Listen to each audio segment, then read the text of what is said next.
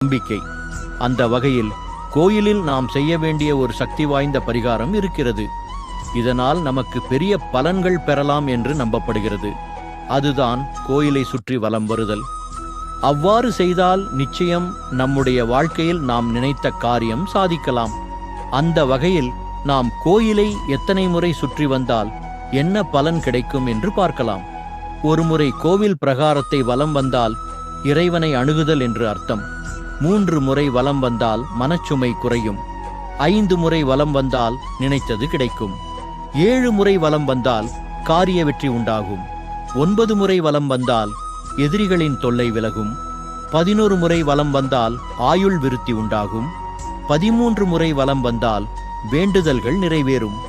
15 முறை வலம் வந்தால் தன லாபம் உண்டாகும். 17 முறை வலம் வந்தால் தானியம் சேரும்.